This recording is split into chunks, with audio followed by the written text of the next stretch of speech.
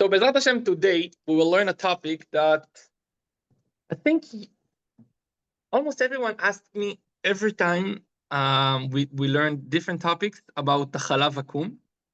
So now all the hour is just for that, and I will explain, and after that, if you have a question about that, ask me whenever. I really will try to cover the founds of the foundation, of the argument between like the people that says that don't see any problem with that, to if you want to go to the further side, I think is Chabad. So we will talk about that. So our topic is Chalav Akum. Everyone knows what is Chalav Akum, right? Non-Jewish milk. Exactly, yeah. So let's start from the beginning. Let's start from the Torah.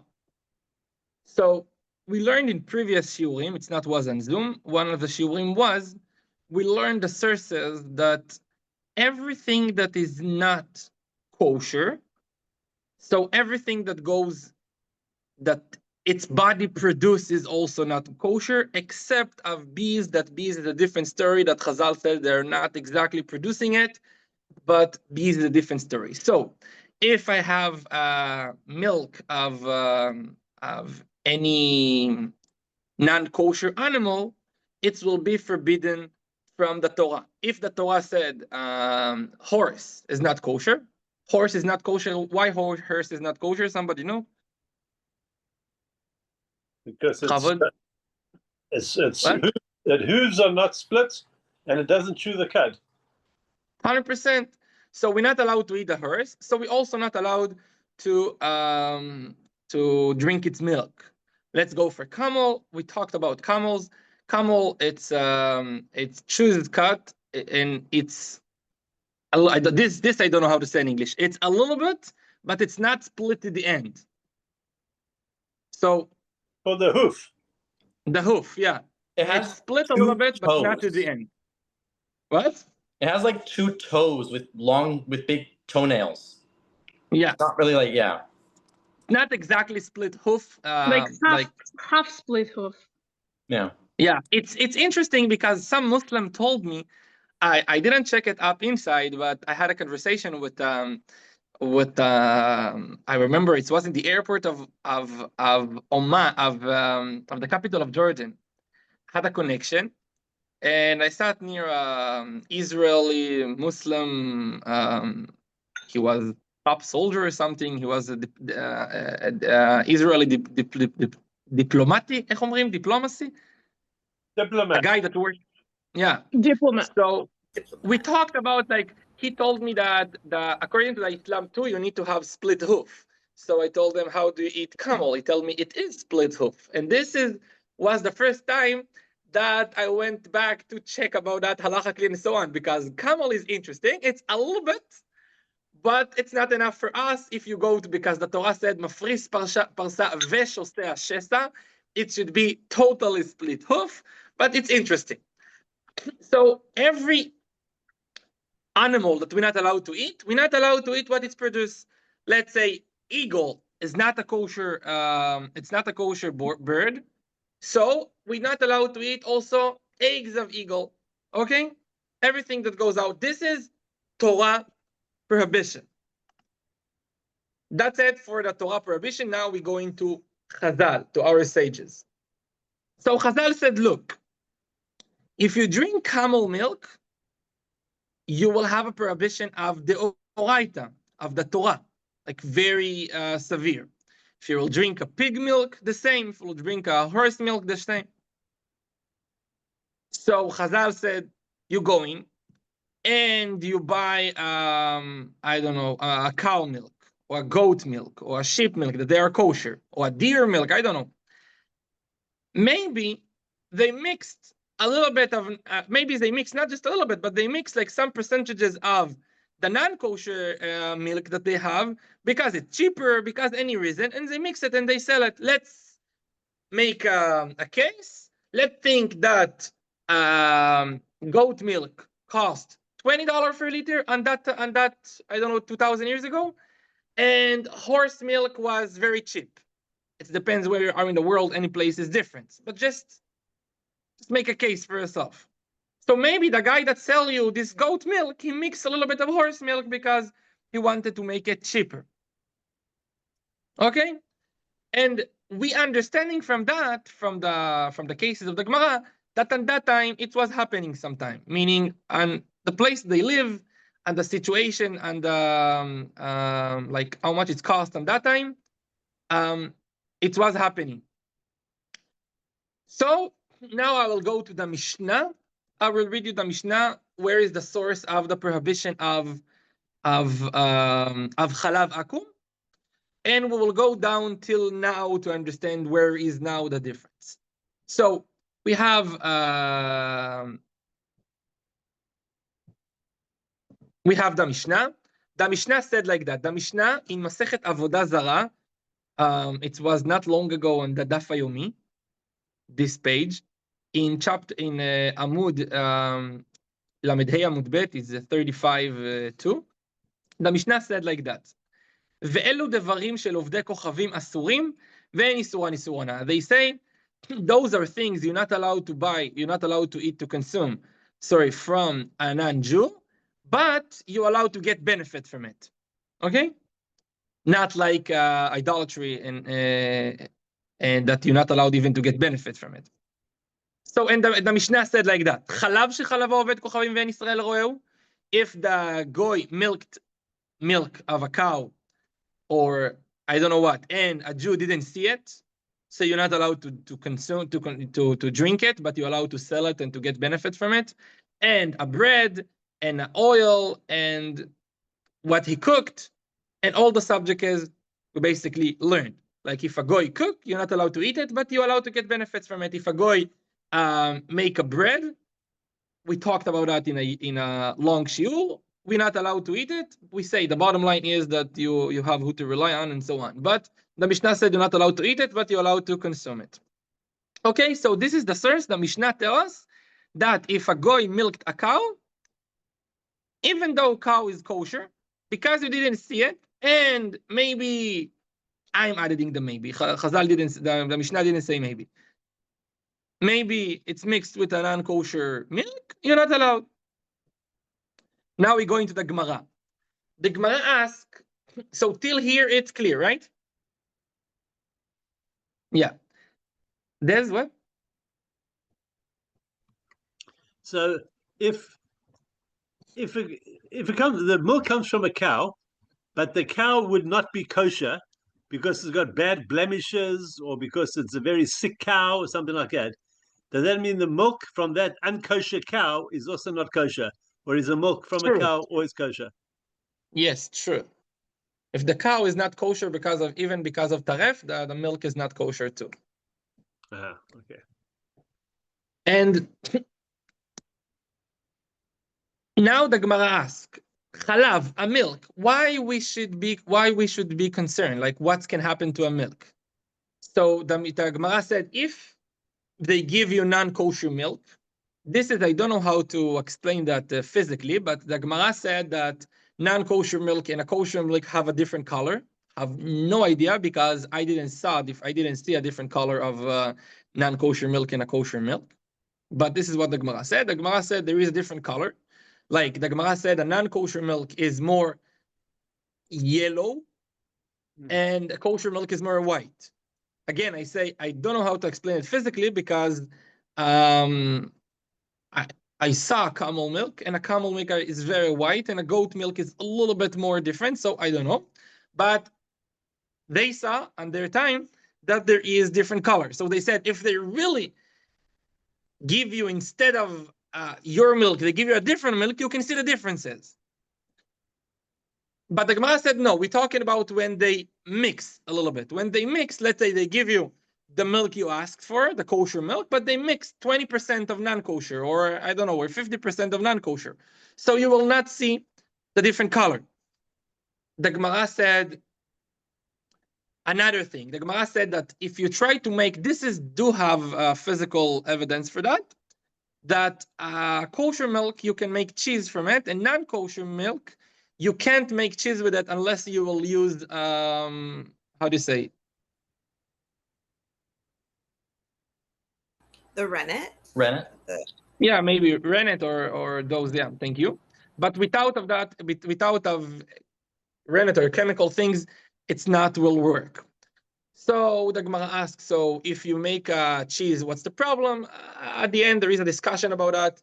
And some says that some said if it's a cheese, it's not a problem. And some said even with cheese, you have a little bit of water between the cheese.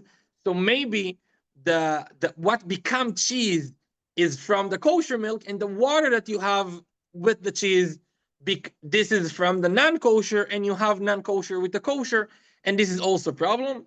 And this goes to the sugya of cheese. In halacha, I will explain now, there is a difference between milk, cheese, and butter, halachically. It's three things. So, now I will read you the Shulchan Aruch, and after the Shulchan Aruch, we will see, because the machloket of what's happened today, it's more start on, it started even 700 years ago, but it's more become familiar the 300. So now we will see but first of all, till now, everything is clear? 100%, okay. Now I'm going to the Shulchan Aruch. The Shulchan Aruch said the following, I will read. Shulchan Aruch in Siman Kuftet Vav, it's 115 in Yoreh De'ah. The Shulchan Aruch said like that. Chalav shechalavo goy ve'en Yisrael ro'eu. Baruch, you have it in English in front of you. So can you read for us just the Shulchan Aruch, the first in English? Try. Milk that was milked by non-Jews and no Jew saw them do so, it is forbidden, as perhaps non-kosher milk was mixed in. Good. Go on. Thank you. Just a second after. So the Shulchan Aruch tells us that if you have a milk of a non-Jew and the Jew didn't saw him milking, you're not allowed. Why? Because maybe it was mixed. This is important because maybe it was mixed with shemeh. I don't know how to translate it again, because we have a concern that maybe they mix it with a non-kosher milk. Okay? Bechavod, go ahead. If it was milked in his house and a Jew was sitting outside, if it is known that there is no non-kosher animal in his herd, it is permitted, even if no Jew was able to see him at the time that he milks the animal. Okay, good. Now, this is really a Gemara in Lametet Amud Bet in 39. The Gemara said the following, and I want you to understand the cases, even though now you're not going to milk cows and goats, and you want to know what is the law about just Chalav Akum from the store. If we understand those laws, we can go after that to what we are looking for, like trying to understand what really was the concern, if it's a concern or gzera, and so on.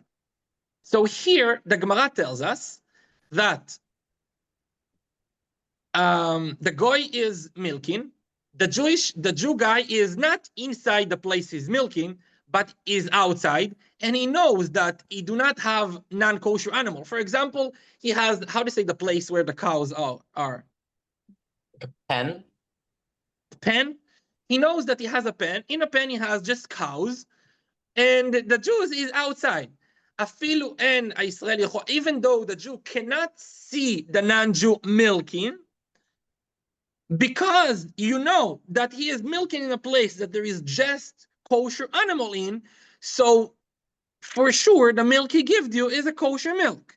So even though you didn't saw the actual fact, the actual really milking, it's enough because you're outside. You know he didn't brought in any non-kosher milk, and he is just milking his cow. So who cares? Okay? So you don't need to really see. This is something that is a Gemara. There is no argument about that. It's like this is the halacha, the bottom line about that. Now we will go to another detail.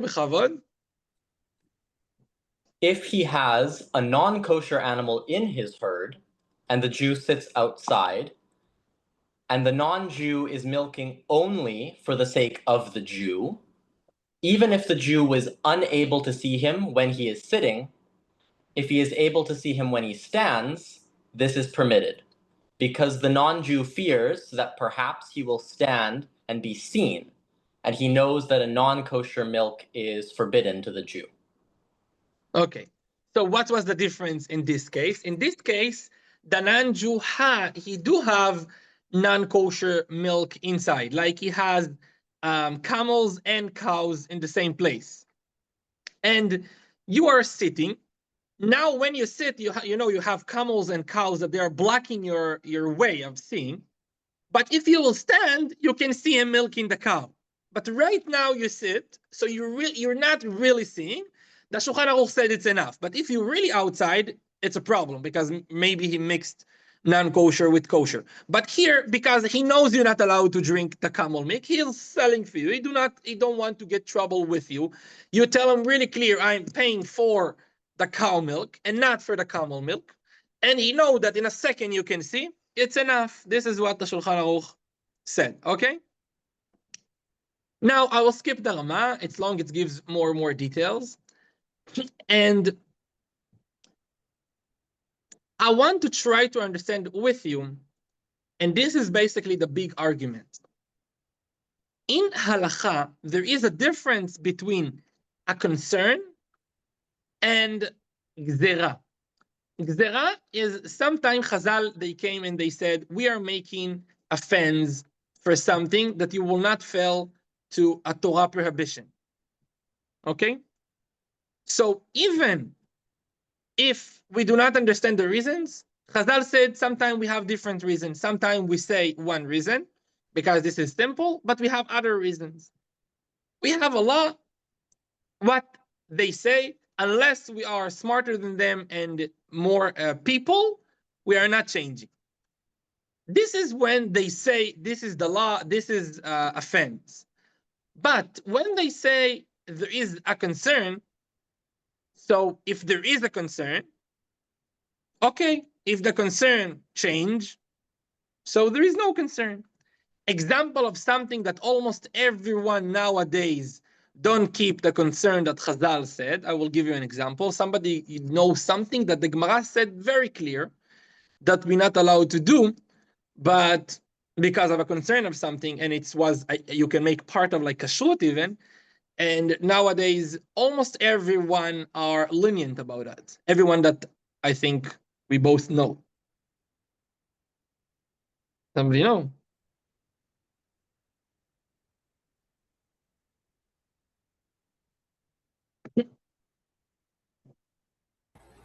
Isn't it with like milk where because like government regulations and stuff like that, we just assume that milk in Canada or milk in North America is kosher? Even I don't know.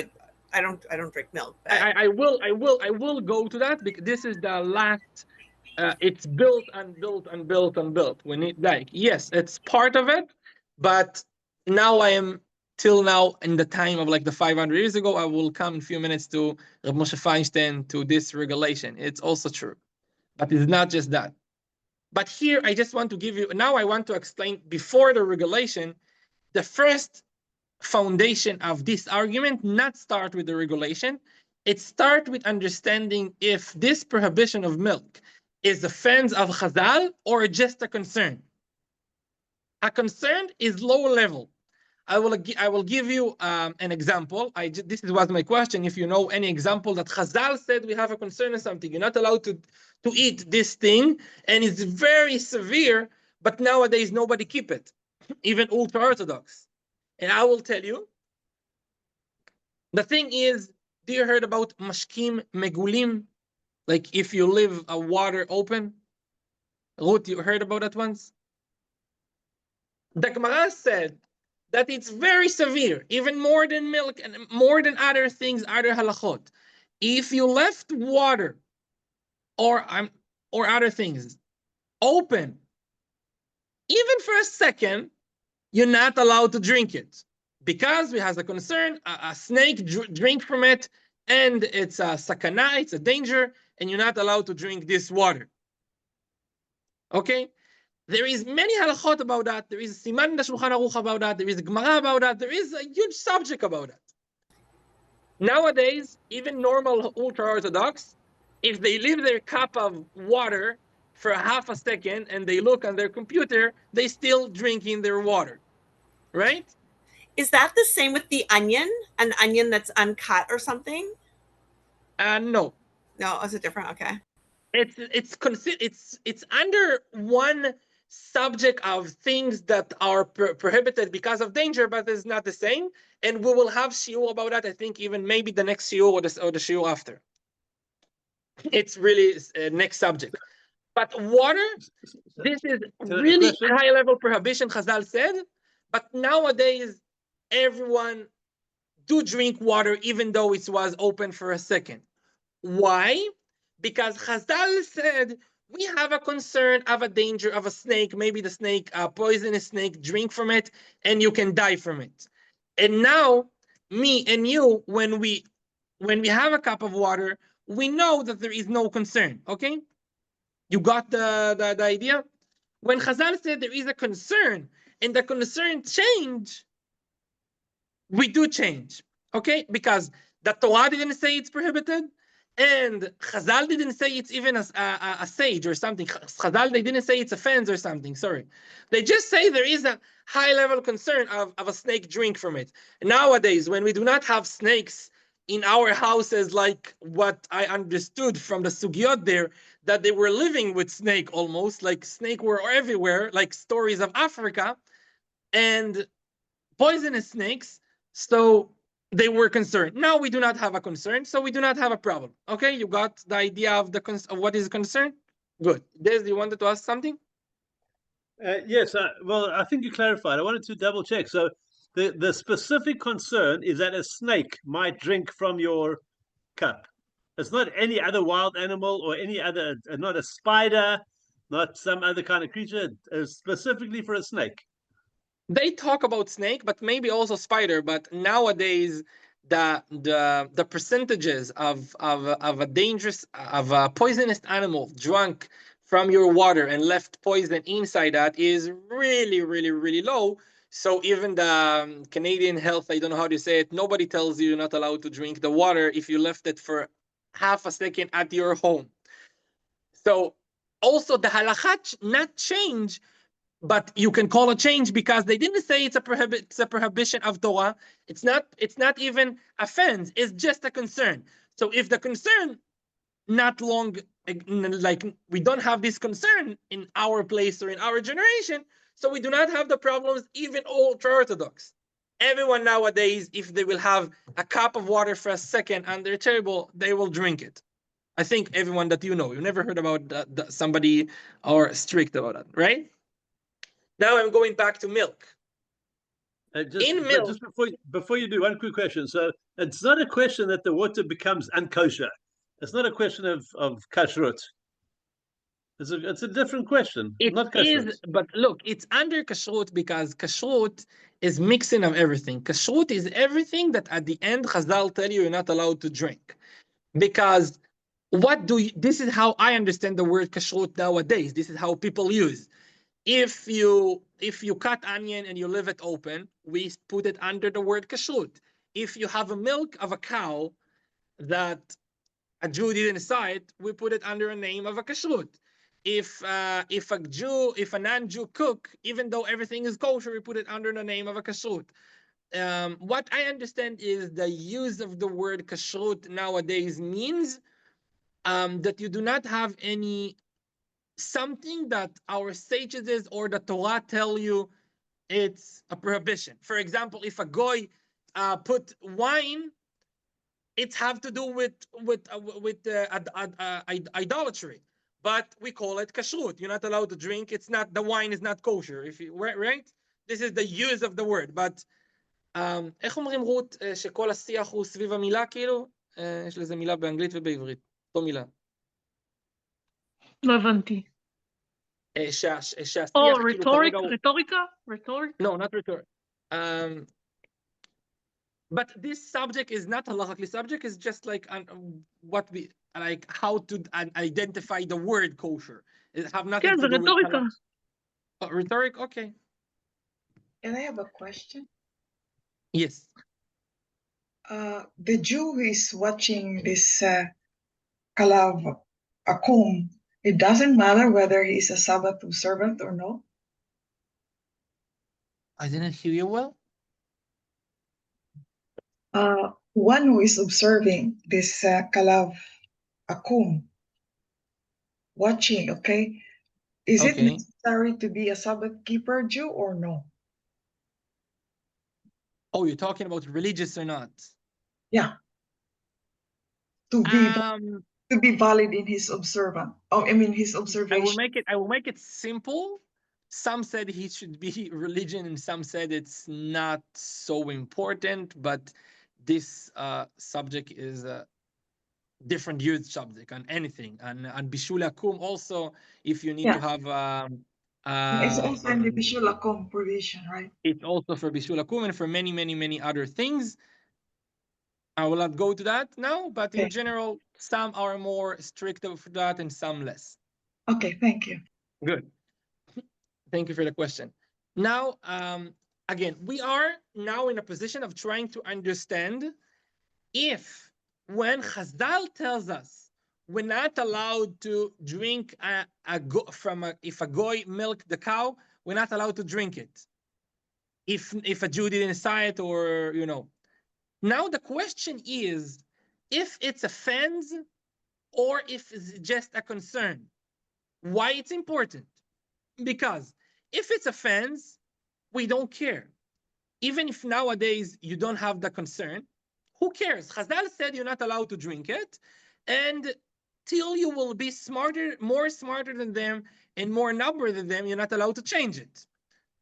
But if it's just a concern, so you should look around yourself, your place, your country where you live, and think if there is a logical concern of mixing non-kosher milk with the milk you bought.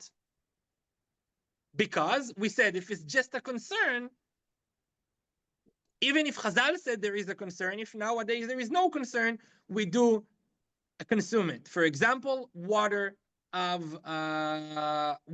from, like what we learned a minute ago, my megulim, like if the water was open for a minute. So do you think you have any understanding from the Shulchan Aruch we learned? Do you have any ideas about that? If it's a concern or a fence or a gzera? The Chalav Akum is a concern from Shulchan Aruch.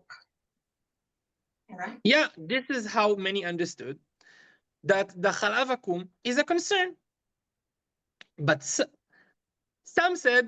some rabbis, big rabbis, as Radbaz, Pri Chadash, I'm talking about rabbis like 300 years ago, 500 years ago, very famous halachically rabbis for people that learned halacha, Pri Chadash, the Or HaChaim HaKadosh. He has the book, the Or HaChaim HaKadosh is famous. He has a book called Pri Toar. And the Radbaz and many on, they understand that Chalav Akum, unlike cheese, and I will talk about cheese, there is a difference between cheese and milk. Milk is just a concern. If in your country there is no concern, you're allowed to drink it. The Pri Chadash said that in Amsterdam, in his time, almost everyone drink milk from the Goim. Why?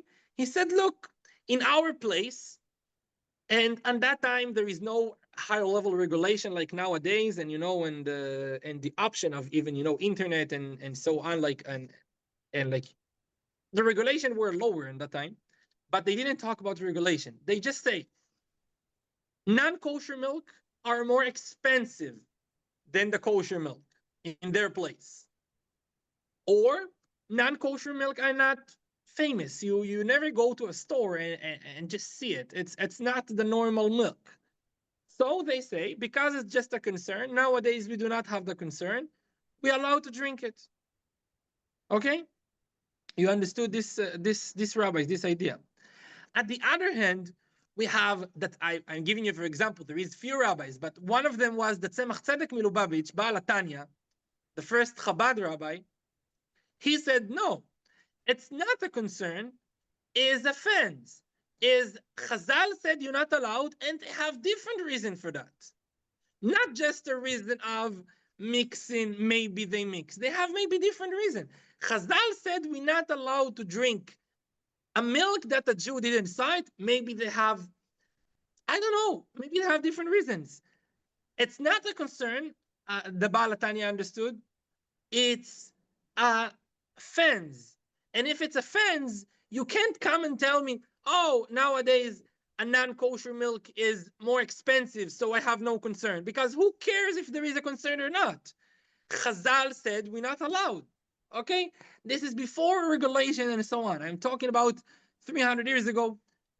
Tzemach Tzedek Milubavitch, this is what he holds. On the other hand, have Pri Chadash, but it's more rabbis. There is rabbis to that side, rabbis to the other sides. The huge foundation of the argument is if it's a concern or offense. If it's a concern, you should look at your country, at your generation, and check if there is a concern or not. But if it's offense, nobody cares if there is a concern or not. Chazal said you're not allowed and you can't change it. Okay? Till here it's clear. Next step will be the regulation, but till here it's clear. Do you understood that the argument? Yes? Good. Are there any situations? Are there any situations that it's a machloket, whether it's a concern or whether it's a offense? You ask other situation that there is a concern. And I'm asking, like you say, if it's a fence, you can't do it. If it's a concern, but not in your country, you can do it. So I'm wondering if sometimes there's a machloket. Is this a concern or is this a fence? This is exactly our case. We don't need to bring other samples. Here, this is the machloket. Some said Chalav Akum is a concern, and some said Chalav Akum is a fence.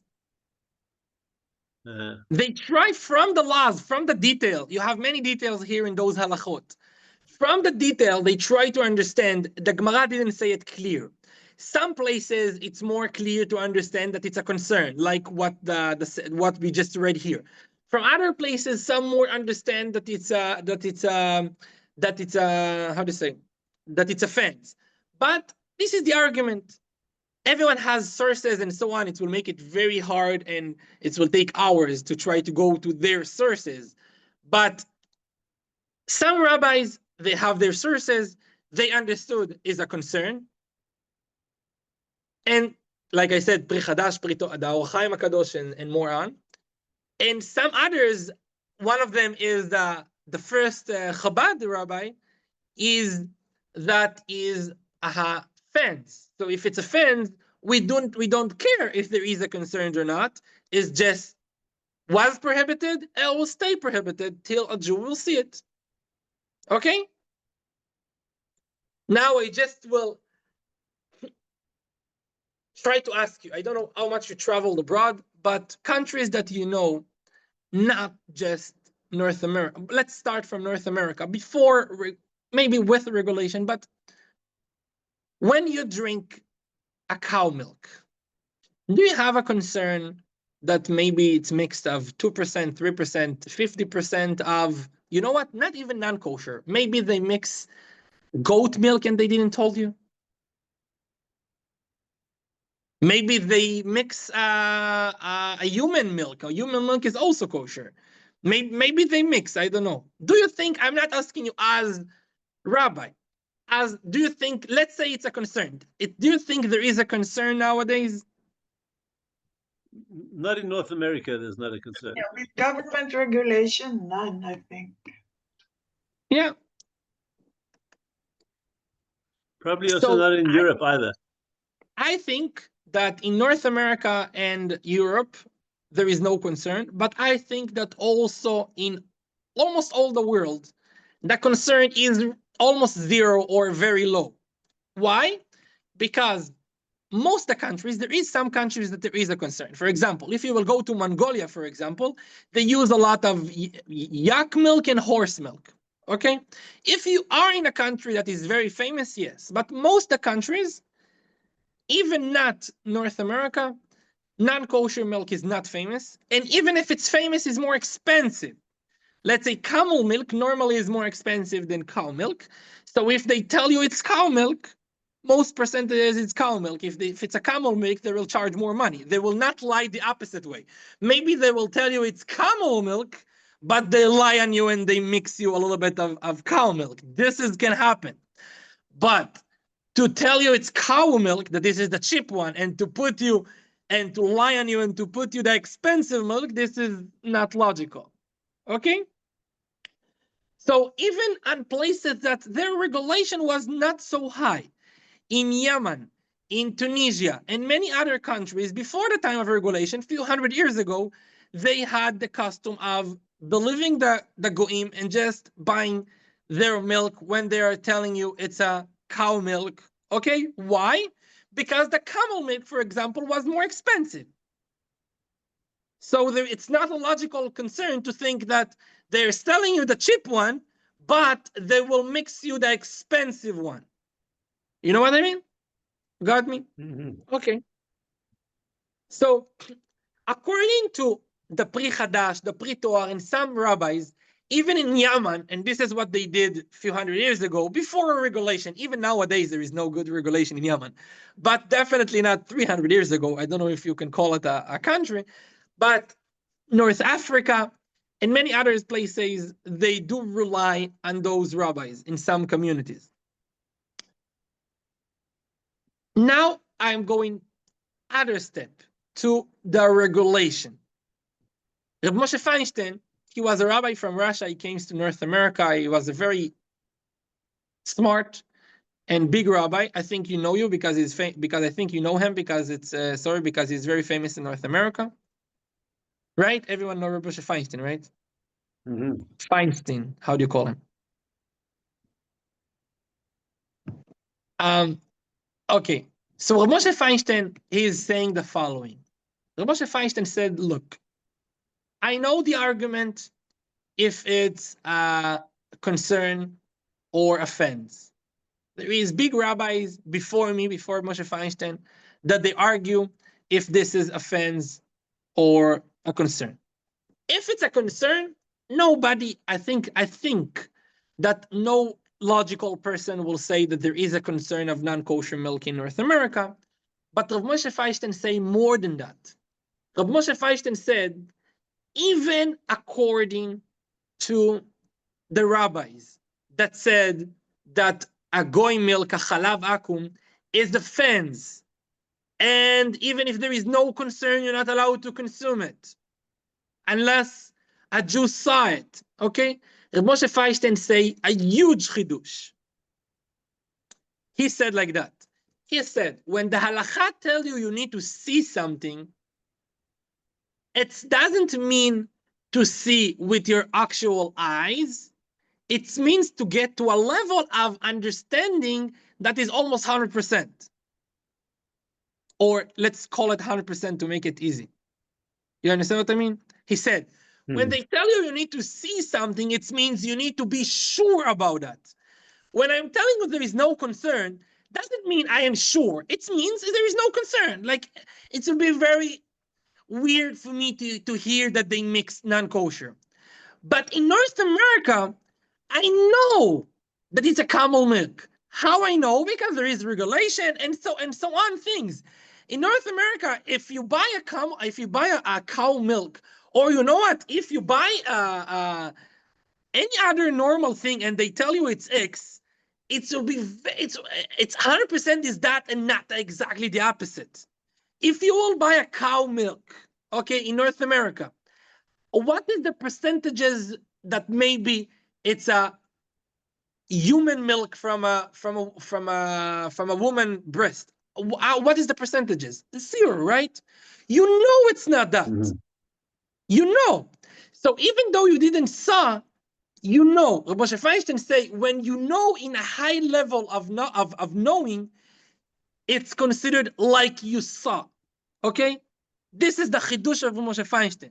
So Moshe Feinstein said, look, even according to the rabbis that said that it's a it's a fence, trust me, you have who to rely on. You're allowed to drink it because you know. Okay? Do you got me or not? Mhm. Yeah, Yes. yes. Okay, good. Now, I will tell you where is the huge machloket about that. I think everyone that he is, how to say, yashar intellectualit. Intellectual, with intellectual honesty. Thank you. Everyone that has the knowledge and he has intellectual honesty, it will tell you that some said it's okay and some say not. If somebody say the difference is either lack of knowledge or not honest, but and many do have the lack of knowledge. Not everyone got to really learning this, like going deep in that halacha. It's not necessarily means when you do your rabbis that you go to that. You need to know what is Chalav Akum, but not to go now to the sources of the Pri Chadash and the Pri Torah and so on. But almost most of the world, there is who to rely on. This is definitely, if you know there is no concern, you're in a place that the kosher milk, this is the famous thing, this is the cheap one, and the non-kosher is more expensive.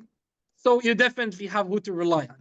At the other hand, even in North America, there is some rabbi that understood that it is a problem. Why? Let's go back.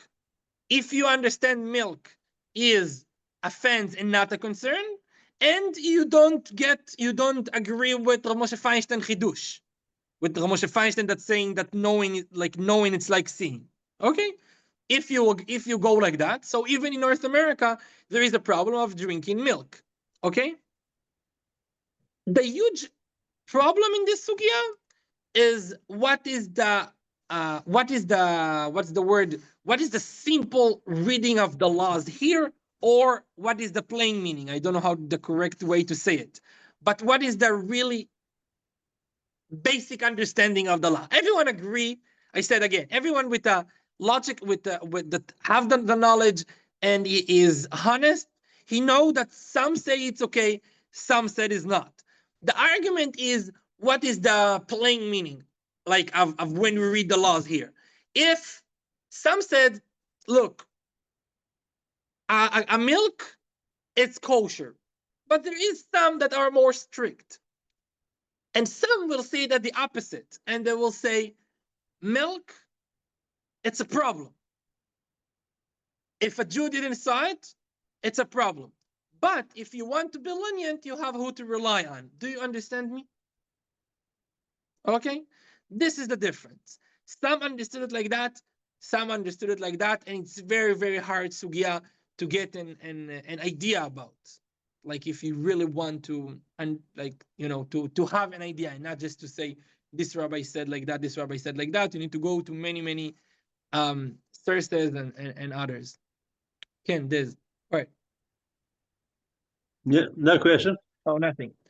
Do you got me? Do you understand the how it starts from the argument, if it's a fence or a concern, and till Rav Moshe Feinstein?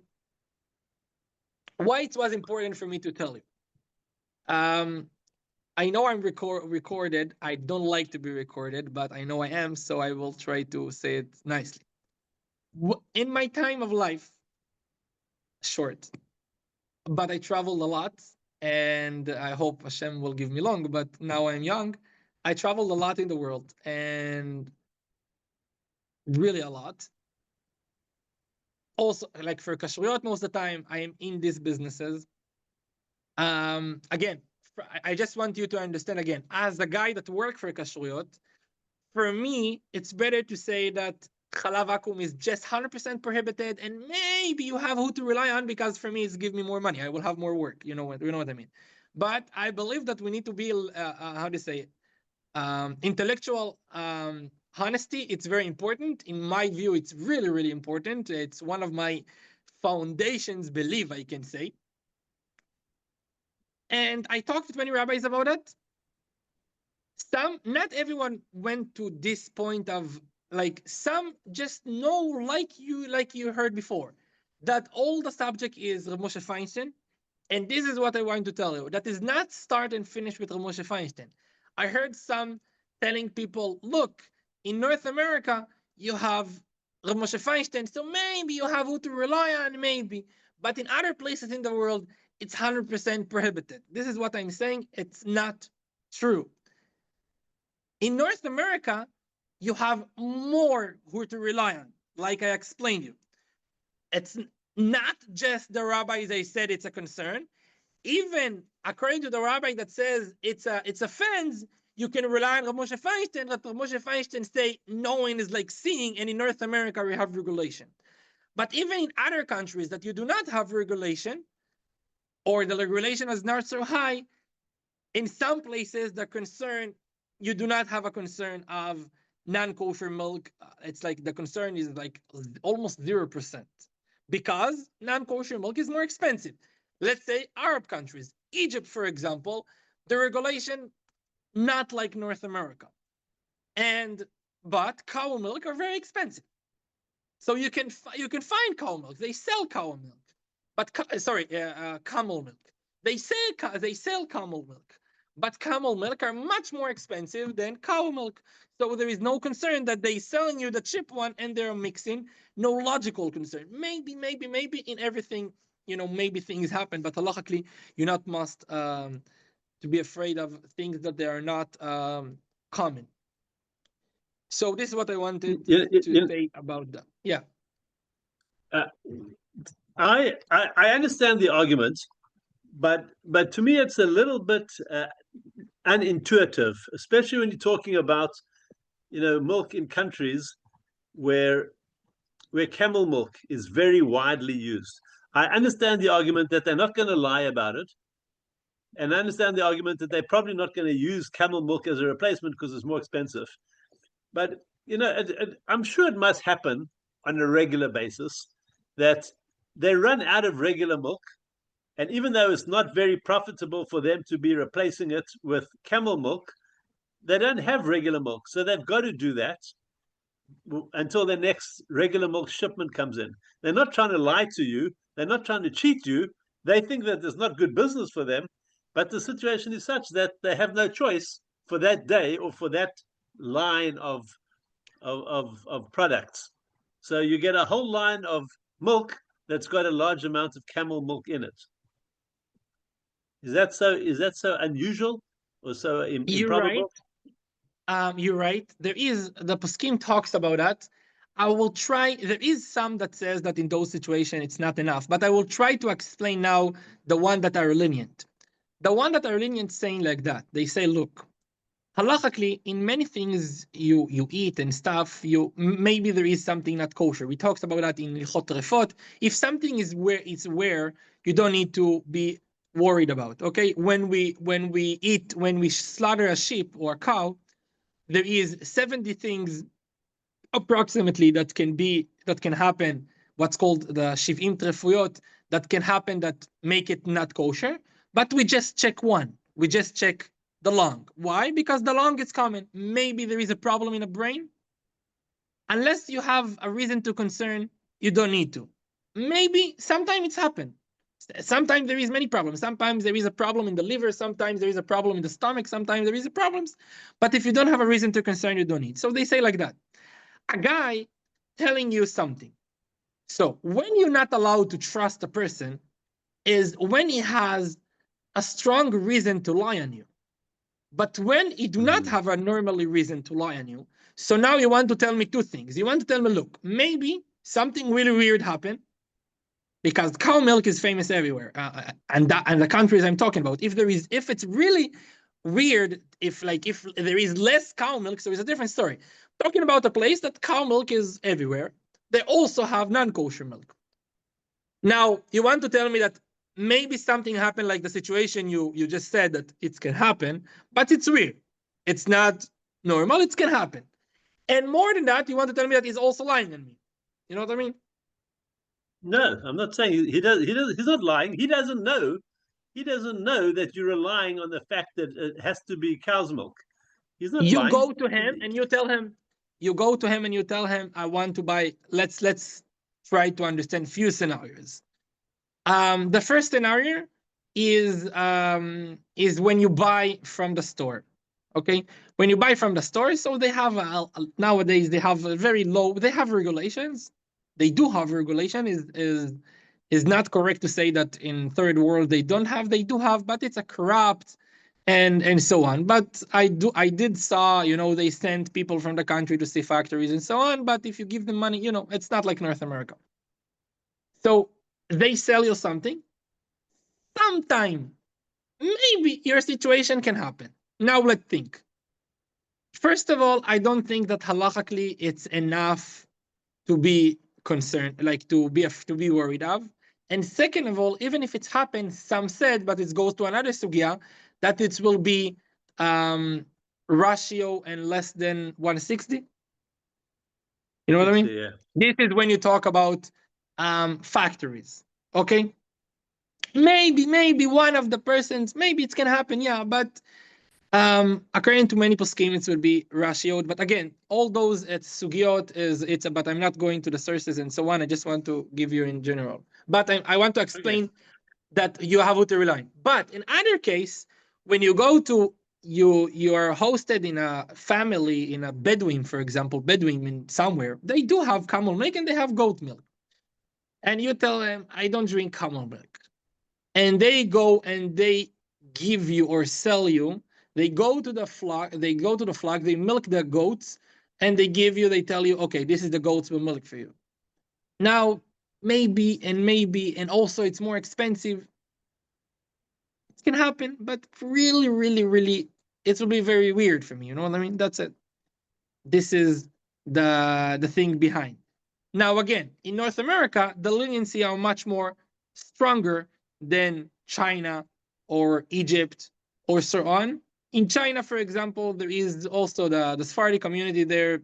They do use milk from the store. Some said that there is different concern. I can't cover all the things. I understand it. Again, for me and for my job is good. The more people will want it with. But I'm saying the truth is the other concerns are not enough stronger. Some say that maybe they mix some places, they mix water with powder milk, but normally, again, it's a cow powder milk. Some says that they added silicone and so on. It's also true, but silicone adds health problem and not so much halachically problem. Okay, so my bottom line is you have who to rely in most places. North America, it's much more stronger. But what is the basic halacha? This is a really huge problem. Some will tell you the basic halacha is you need just Chalav Israel, but you have who to rely on. And others will tell you, no, the basic halacha is you allowed, definitely in North America, you're allowed to use just milk from the store. But if you want to be strict, you can use Chalav Israel. This is something that I'm not going to tell you a bottom line about because different rabbis have different opinion. Now, what is important for me to say is that all this have to do with milk. Cheese is a different story because the Pri Chadash and many rabbis, they understood that in milk is a concern, but in cheese is a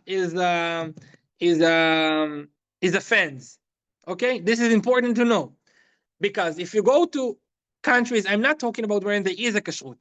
Buying cheese without a kashrut, it's really can be not kosher more than cow milk. Okay, there is also some leniencies of some rabbis, but it's much more leniency. The cheese, it's really a problem because according to many rabbis, cheese it's fans and not a concern, and cheese is not like milk, and butter is a different story. Okay, now the shiur was about milk. You want to buy milk. Somebody has a question. You want to clarify something about that?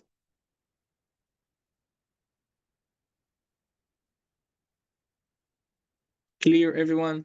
Was very happy talking with you, seeing you.